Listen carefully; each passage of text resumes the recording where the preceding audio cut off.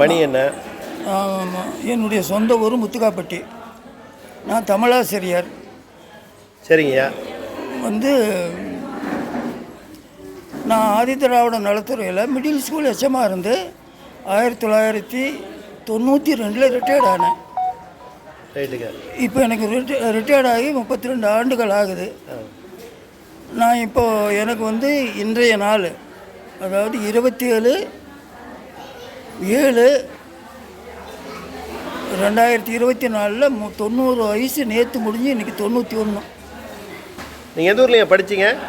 நான் நாமக்கல்லில் படித்தேன். முத்துக்காப்பட்டியில் 8வது வரைக்கும் படித்தேன். நாமக்கல்லில் படித்தேன். ரொம்ப இதாக படிச்சிங்கன்னு சொன்னீங்க. ஆமாம், வயசெட்டிப்பாளையத்தில் நான் ட்ரைனிங் முடித்தேன். அதாவது இளமையில் அது வீட்டில் எல்லாருமே கைரேகை, யாரும் அங்கே படித்தவங்க இல்லை. நான் பள்ளிக்கு போகிற போது ஒரு உணவு கொடுத்து அனுப்பணும், துணிமணி எடுத்து கொடுக்கணும். அவன் போயிட்டு என்ன பண்ணணுன்னு கேட்குறதுக்கு ஒருத்தர் இல்லை. அந்த மாதிரியான சூழலில் நான் இல்லை. சோறு கிடைச்சாலும் சாப்பிடுவேன், சோறு இல்லைனாலும் நான் காலையில், அதாவது எனக்கு ஒரே ஒரு ட்ரௌசர் தான் இருந்துச்சு. அந்த ட்ரௌசரை ஒரு 4-5 வருஷமாக அடியில், அதாவது பின்னால் கிழிஞ்சு போய் தைச்சி போட்டுக்கிட்டு இருந்தேன். அப்போ அந்த டெய்லர்கிட்ட நான் அந்த ட்ரௌசர் கொண்டு போனால் என் கண்டு நூலாக உன் ட்ரௌசரில் தான் இருக்குதுன்னு சொல்லுவான். அது எப்படிங்க இப்படி திடீர்னு உங்களுக்கு இப்படி சாமியார் ஆகணும்னு ஒரு எண்ணம்? அதாவது நான் பிறவியில் இருந்தே, அதாவது சுயநலமில்லாத வாழ்ந்தேனுங்க. இந்த சுயநலமில்லாத வாழ்கிற போது என்னை, அதாவது ஒரு விவகாரம், எல்லாரும் பொண்ணுக்கு அலைவாங்க, என்னை 7 பேர் கட்டிக்கிறேன்னு ஆளாளுக்கு போட்டி போட்டாங்க. அப்படி போட்டி போட்டதில் எனக்கு எல்லா செலவும் பண்ணி எல்லாம் பண்ணி எனக்கு கல்யாணம் பண்ணிக்கிட்டாங்க. நான் பண்ணிக்கல. எனக்கு அதாவது மொத்தம் 3 பசங்க 2 பொண்ணுங்க. யார் ஒன்றும் சொல்லிங்களா சாமியார் ஆகிறதுக்கு? இல்லை, நான் ரொம்ப நாளாகவே சொல்லிக்கிட்டு இருக்கேன். 90 வயசு முடிஞ்சதுன்னா நான் அடுத்த நாள் நான் வீட்டை விட்டு வெளியே போயிடுவேன். 90 முடிஞ்சிருச்சு. 90 முடிஞ்சிட்டு இன்னைக்கு 91. இல்லை, நடராஜன் எனக்கு வெட்டி இது பண்ணவர். எனக்கு இன்னைக்கு 91 வயது பிறந்திருக்குதுங்க. என்னுடைய படிப்பு எம்ஏ பிஎட். நான் மிடில் ஸ்கூல் எச்எம்மாக ரிட்டையர்ட் ஆனேன்.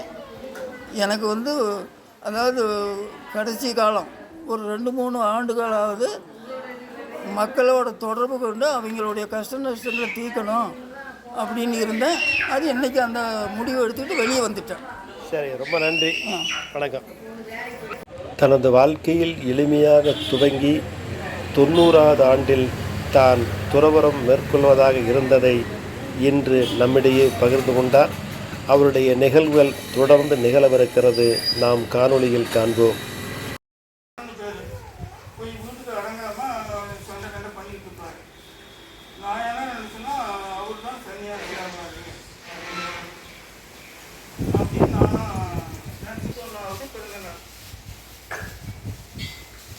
யாருடைய அனுகிரகம், இந்த ராகவேந்தருடைய அனுகிரகம் இல்லைன்னா நான் 91வது வயசில் பிறக்கிற இன்னைக்கு ஒரு சாமி கூட சொன்னார், நீங்கள் இதில் வச்சுக்குங்க, அதாவது பௌர்ணமியில் வச்சுக்குங்க அப்படி இப்படின்னு சொன்னார். நான் சொன்னேன், இன்னொரு நாளைக்கு நான் பிறக்க போகிறேன்னா, அதனால் நான் பிறந்த நாள் தான் எனக்கு அந்த இது நடக்கணும்னு சொன்னேன். இதில் முக்கியமாக என்ன சொல்கிறேன்னா, பல பேருக்கு பல விஷயம் நடந்துட்டு இருக்கு. யாரும் இல்லைன்னு சொல்ல முடியாது. பல விஷயம் நம்ம கோயிலில் நிராகரி நடந்துட்டு இருக்கு, இன்னும் நடந்துட்டு இருக்கு. பேசுறது இருக்கு, உட்கார்றது, கண்ணில் பார்க்கறதெல்லாம் நடந்துட்டு இருக்கு. ஸோ இந்த விஷயம் இன்னைக்கு சப்தமி, சஷ்டி சப்தமி ரேவதி நட்சத்திரத்தில் இவர் ஆசிரமம் வாங்கிட்டார். புரியுதுங்களா? ஆசிர தர்மத்தைனா சன்னியாச தர்மத்தை வாங்கிட்டார். மகாராஜா காலத்தில் நடந்த சமாஜம் நமக்கு தெரிஞ்சு இப்போ நம்ம கோயிலையும் ஒருத்தர் சன்னியாசி வாங்குறாருன்னா அவரோட அனுகிரகம் எதுவுமே இல்லை. குரு அருள் இல்லையே திருவருள் இல்லைங்கிற மாதிரி இன்னைக்கு ஆகவே நம்ம சினிமாவில் சன்னியாசம் வாங்குறத பிருந்தாவன பிரவேசன டிவிலையோ சினிமாலேயோ பார்த்துருக்கோம். நடைமுறையில் நாம் வாழ்கிற காலகட்டத்தில் அது பிருந்தாவனம் அடுத்த மாதம் அவருடைய ஆராதனை வர டைமில் இந்த கோயிலில் ஒருத்தர் சன்னியாசம் வாங்கிக்கணும் அப்படின்ட்டு சொன்னது எத்தனையோ கோயில் இருக்கு, எங்கே வேணால் வாங்கிக்கலாம். புரிஞ்சுங்களா? எந்த ஊரில் போய் எங்கே வேணால் வாங்கிக்கலாம், யாரும் ஒன்றும் சொல்ல போகிறதில்ல. ஆனால் இவர் பல பேருக்கு பல விஷயம் நடந்துட்டு இருக்கு.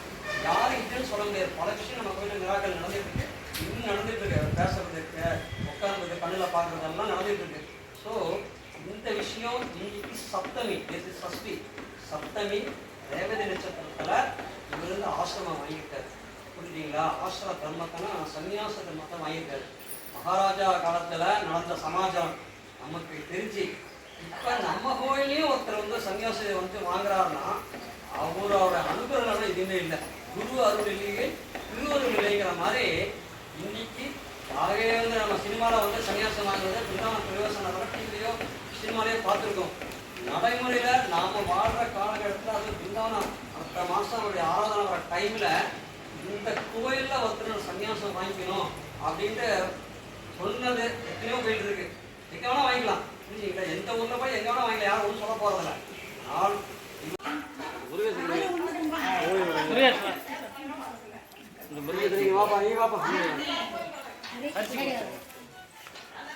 சாமி முரேஷ் தாஸ் நமக்கு சாமி சொல்லணும்